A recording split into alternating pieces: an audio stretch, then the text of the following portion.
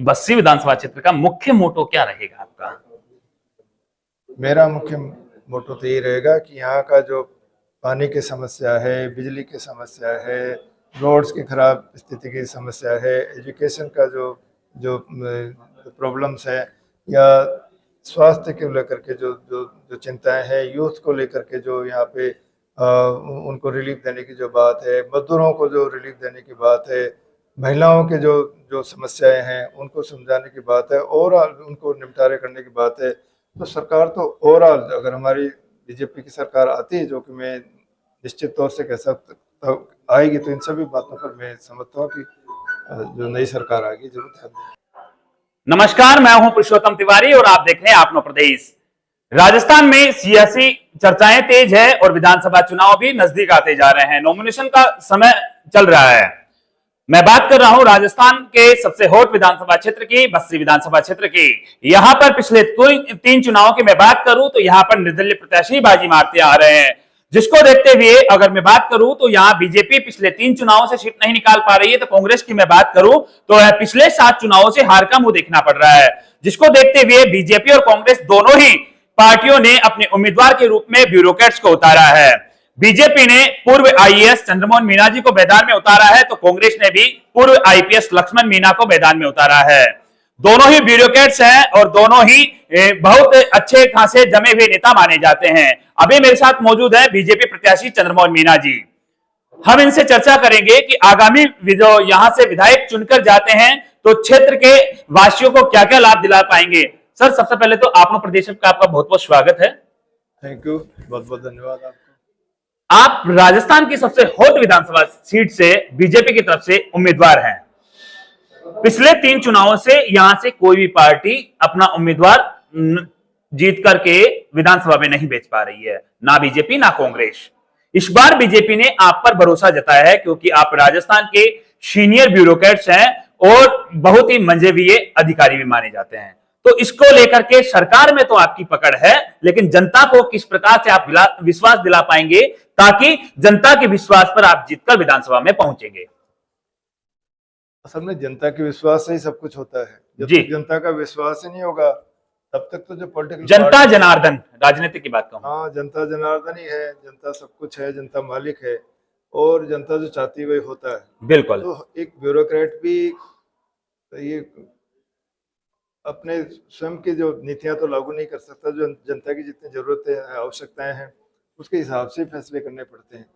तो यहाँ तो जनता सर्वोपरि है, और जनता जो चाहेगी वही होगा।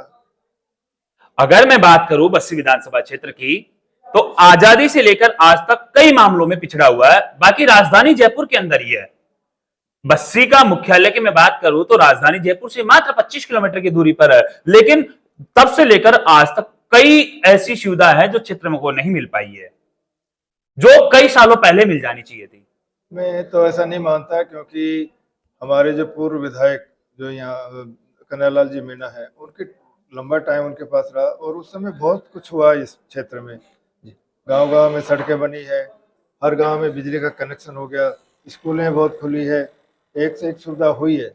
लेकिन ये तो जनता की जैसे जैसे मांग पूर्ति होती जाती है और नई चीजें पैदा होती जाती है।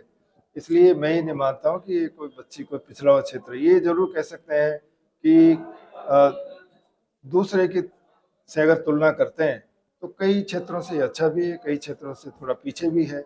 लेकिन इसका मतलब हर क्षेत्र के अपने विशेष समस्याएं होती है, और उसके हिसाब से वहाँ की परिस्थितियां होती है। मैं बस्सी विधानसभा क्षेत्र की बात करूं तो यहां पर 2,34,000 वोटर हैं, जिनमें से करीब 1.5 लाख वोटर यूथ हैं और यूथ की आवश्यकता है रोजगार को लेकर के। उस तरफ आपका क्या रुझान रहेगा? यूथ का जो रोजगार की समस्या है, वो तो केवल बस्ती क्षेत्र की समस्या नहीं है, वो तो सभी जगह की है। हमारे जो यूथ जो पढ़े लिखे हैं, उनको पढ़ने लिखने के बाद अच्छी डिग्री हासिल करने के बाद भी प्रॉपर उचित रोजगार नहीं मिलता। ये तो नहीं मिल रहा, तो ये तो इसको लेके यूथ में बहुत ज़्यादा असंतोष भी है। जी तो बिल्कुल। जो मैं तो ये कह सकता हूँ कि जो आगे हमारी जो सरकार अगर आएगी, तो उसमें जरूर यूथ की जो भी समस्याएं हैं उस पर सरकार जरूर ध्यान देगी। और हम तो जो सरकार की जैसी पॉलिसीज होगी, जैसी नीतियाँ होगी, उसको इम्प्लीमेंट करने का ही काम करेंगे। लेकिन ये तो माननीय बात है कि यूथ की समस्या को देखना चाहिए, सुनना चाहिए। और मुख्य रूप से जो पिछली सरकार में जो अभी जो वर्तमान सरकार चल रही है, अब तो चुनाव आ गया, जी। तो इसमें जो यूथ के साथ जो गलत व्यवहार हुआ है, पेपर लीक करने जैसी घटनाएं हुई है, भ्रष्टाचार जो रिक्रूटमेंट लगभग हर भर्ती के अंदर पेपर लीक हुआ है। हाँ, तो ये तो यूथ के जो फ्यूचर की कुठाराघात करने वाली बात है। जी। तो ये तो कोई भी सरकार हो, उसको ये तो देखना चाहिए कि यूथ के जो जो हित है उनको सुरक्षित रखे। और इस तरह की बात पेपर लीक की, भ्रष्टाचार की, नौकरियों में भाई भतीजा, ये तो इस पे तो पूरी तरह रोक होनी चाहिए। और हो सकता है हमारा जो इलेक्शन मैनिफेस्टो में इसके बारे में कुछ कहा जाए। चंद्रमोहन जी, एक बात करूंगा मैं आपसे, करीब आपने 35-38 साल राजकीय सेवा की है लगभग में। पिछले कुछ सालों में राजस्थान के अंदर वो चीज देखने को मिल रही है जो पहले यूपी और बिहार में देखने को मिल रही थी। महिला अत्याचार काफी बढ़ा पिछले सालों की अगर मैं तुलना की बात करूं तो बालिकाओं के ऊपर या महिलाओं के ऊपर अत्याचार, बलात्कार, रैप, अपहरण जैसे कई मामले बढ़े। इसमें सरकार कहीं ना कहीं नाकाम साबित हुई है। देखो, भारतीय जनता पार्टी का तो ध्येय है कि महिलाओं को सशक्तिकरण किया जावे। जी हम बिल्कुल। तो नारी शक्ति को जितना भी सरकार अपनी तरफ से पूरा ये कोशिश कर रही है कि उसको सुदृढ़ीकरण की जाए। बिल्कुल जैसे अभी बिल्कुल। मान लिए हमारे प्रधानमंत्री नरेंद्र मोदी ने, भारतीय जनता पार्टी ने यहाँ पे महिलाओं को 33% आरक्षण अभी दिया है। बिल्कुल इसलिए भारतीय जनता पार्टी की नीति तो यही है कि महिलाओं को सशक्त किया जाए, महिलाओं को भी आम धारा में लाया जाए, जोड़ा जाए, और महिलाओं की भी समस्याओं को निस्तारण किया जाए। अगर पूर्वी राजस्थान में ईआरसीपी लागू होती है तो क्या उसका, अगर आप विधायक चुनकर जाते हैं, सदन में बैठते हैं, तो बस्सी विधानसभा क्षेत्र को उसका लाभ मिलेगा?